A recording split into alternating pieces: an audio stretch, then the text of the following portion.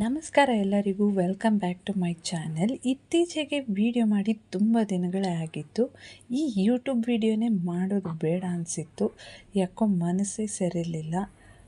ಒಂದೊಂದು ಸಲ ಅನಿಸುತ್ತೆ, ಮನಸ್ಸಿಗೆ ಎಷ್ಟೇ ಖುಷಿ ಕೊಡೋ ವಿಷಯ ನಾವು ಮಾಡಬೇಕು ಅಂದ್ಕೊಂಡಾಗ ಈ ಪರಿಸ್ಥಿತಿ ಅನ್ನೋದು ಇದೆಯಲ್ಲ, ಎಂಥ ಕೆಲಸನೂ ಮಾಡೋದು ನಿಲ್ಲಿಸ್ಬಿಡುತ್ತೆ.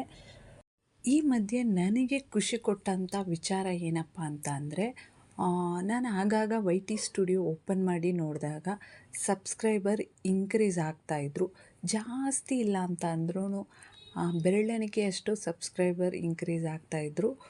ಸೊ ಆಗ ಅನ್ನಿಸ್ತು ನನಗೆ, ಅಟ್ಲೀಸ್ಟ್ ಈಗ ಇರುವಂಥ ಸಬ್ಸ್ಕ್ರೈಬರ್ಗೋಸ್ಕರ ಆದರೂ ನಾನು ವೀಡಿಯೋ ಕಂಟಿನ್ಯೂ ಮಾಡಬೇಕು ಅಂತ. ಮೊದಲು ನಾವು ಫಿಸಿಕಲಿ ಮೆಂಟಲಿ ಚೆನ್ನಾಗಿರಬೇಕು. ನಾವು ಚೆನ್ನಾಗಿದ್ರೇ ನಮ್ಮಿಂದ ಆಗೋ ಕೆಲಸನೂ ಚೆನ್ನಾಗಿ ನಡೆಯುತ್ತೆ. ಜೂನ್ 17 ನನ್ನ ಮಗನ ಬರ್ತ್ಡೇ ಇತ್ತು. 2 ಡೇಸ್ ಮುಂಚೆನೇ ಘಾಟಿಗೆ ಹೋಗಿದ್ವಿ. ಮುಡಿ ಕೊಡೋ ಹರಕೆ ಇತ್ತು, ಮುಡಿ ಕೊಟ್ಟು ಹಾಗೆ ತುಲಾಭಾರ ಹರಕೆ ಕೂಡ ಇತ್ತು. ಈ ತುಲಾಭಾರಕ್ಕೆ ನಾವು ಅಕ್ಕಿ ಬೆಲ್ಲ ಕೊಟ್ಟಿದ್ವಿ. ದೇವಸ್ಥಾನದಲ್ಲೇ ಕೂಡ ತುಲಾಭಾರಕ್ಕೆ ಬೇಕಾಗುವಂಥ ಸಾಮಗ್ರಿಗಳು ಸಿಗುತ್ತೆ. ನಾವು ಮೊದಲೇ ತೊಗೊಂಡೋಗಿದ್ವಿ. ಮೊದಲು ದೇವ್ರ ದರ್ಶನ ಆದಮೇಲೆ ತುಲಾಭಾರ ಮಾಡಿದ್ರು.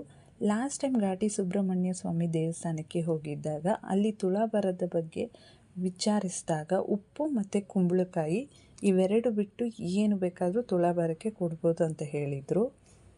ಹಾಗೆ ನನ್ನ ಮಗನ ತುಲಾಭಾರ 2 ಸರಿ ಆಯಿತು. ನಾವು ತಂದಿರೋ ಅಕ್ಕಿ ಬೆಲ್ಲ ಅಂದ್ಕೊಂಡು ತುಲಾಭಾರ 1 ಸರಿ ಆಯಿತು. ಮತ್ತೊಂದು ಸರಿ ನಾವು ತಂದಿರೋ ಅಕ್ಕಿ ಬೆಲ್ಲದಲ್ಲಿ 1 ಸರಿ ತುಲಾಭಾರ ಆಯಿತು. ಆಯ್ನವರು ಹೇಳ್ತಾಯಿದ್ರು, ನಿಮ್ಮ ಮಗುಗೆ 2 ಸರಿ ತುಲಾಭಾರ ಆಯಿತು, ದೇವರು ಆಶೀರ್ವಾದ ಇದೆ ಅಂತ. ಸೊ ತುಂಬಾ ಖುಷಿ ಆಯಿತು. ನನ್ನ ಮಗನ ಬರ್ತ್ಡೇ ಕೂಡ ಸಿಂಪಲ್ಲಾಗೆ ಮನೆಯಲ್ಲಿ ಸೆಲೆಬ್ರೇಟ್ ಮಾಡಿದ್ವಿ. ತಾಯಿಗೆ ಒಂದು ದೊಡ್ಡ ಭರವಸೆನೇ ತನ್ನ ಮಕ್ಕಳು. ಎಲ್ಲ ಮಕ್ಕಳಿಗೂ ದೇವರು ಆರೋಗ್ಯ, ಆಯಸ್ಸು, ಒಳ್ಳೆ ವ್ಯಕ್ತಿತ್ವ, ಒಳ್ಳೆ ಗುಣ ಕೊಟ್ಟು ಕಾಪಾಡಲಿ. ಈ ವಿಡಿಯೋ ಇಷ್ಟ ಆಗಿದರೆ ಒಂದು ಲೈಕ್ ಮಾಡಿ, ಹಾಗೆ ಸಬ್ಸ್ಕ್ರೈಬ್ ಮಾಡುವ ಮೂಲಕ ಸಪೋರ್ಟ್ ಮಾಡಿ.